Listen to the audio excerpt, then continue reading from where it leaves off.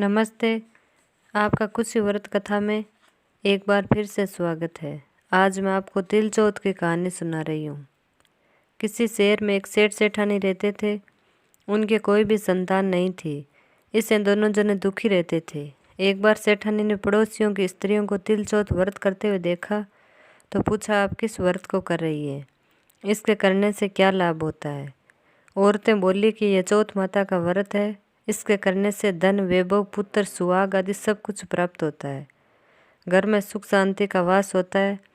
तब सेठानी बोले कि यदि मेरे पुत्र हो जावे तो मैं चौथ माता का व्रत करके 1.25 किलो तिलकुटा चढ़ाऊँ।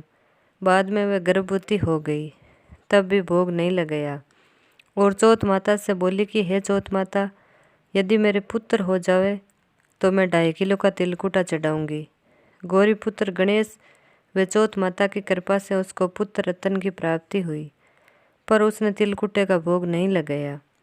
फिर जब वह लड़का बड़ा हुआ तो सेठानी बोली कि इस लड़के का विवाह तय हो जाए तो 5.25 किलो का तिलकुटा चढ़ाऊंगी। भगवान गजानंद व तिलचौथ की कृपा व मेहरबानी से उसके पुत्र की सगाई अच्छे कुल की कन्या से हो गई और लगन मंडप में फेरे होने लगी। लेकिन भाग्यवश सेठानी फिर भी चौथ माता के तिलकुटे का भोग लगाना भूल गई। तब चौथ माता व श्री भगवान गणेश उस पर कुपित हो गए।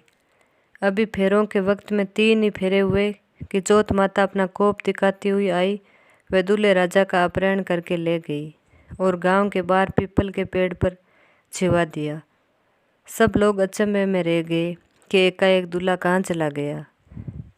कुछ दिन बाद वह लड़की गणगौर पूजने जाते हुए उस पेड़ के पास से निकली तो पेड़ पर से दूल्हा बना हुआ लड़का बोला, आओ आओ मेरी अधब्याई पत्नी आओ। तो वह भागी हुई अपने घर गई और अपनी माता को सब घटना कह सुनाई। यह समाचार सुनते ही सभी परिवारजन वहाँ पहुँचे और देखा कि ये तो वही जवाई राजा है जिसने हमारी बिटिया से अध फेरे खाए थे और उसी स्वरूप में पीपल पर बैठे हैं। तो सभी ने पूछा कि आप इतने दिनों में यहाँ क्यों बैठे हो? इसका क्या कारण है? जवाई राजा बोले, मैं तो यहाँ चौथ माता के गिरवी बैठा हूँ।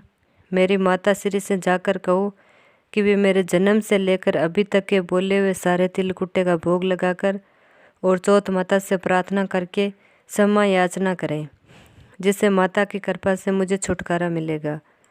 तब लड़के की सास ने अपनी समधन को जाकर सारा हाल सुनाया। तब तो दोनों समधनों ने 1.25 मण का तिलकुटा श्री संकट सुवन गणपति भगवान वे चौथ माता जी को विधि विधान पूजन करके भोग अर्पण करके क्षमा याचना की। तो चौथ माता ने प्रसन्न होकर हर्षित होती हुई बिजली की तरह दूल्हे राजा को वहाँ से उठाकर फिर वहीं फेरों के स्थान पर लाकर बैठा दिया। वहाँ वर वधू के साथ फेरे पूरे हुए और वर वधू सकुशल अपने घर के लिए विदा हुए।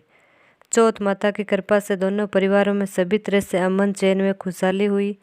हे चौथ माता, जैसा उस लड़के के साथ हुआ वैसा किसी के साथ न हो। कोई भी नर नारी भगवान के प्रसाद को चढ़ाना कभी न भूले। बोलो श्री गणेश भगवान व तिलचौथ माता की जय।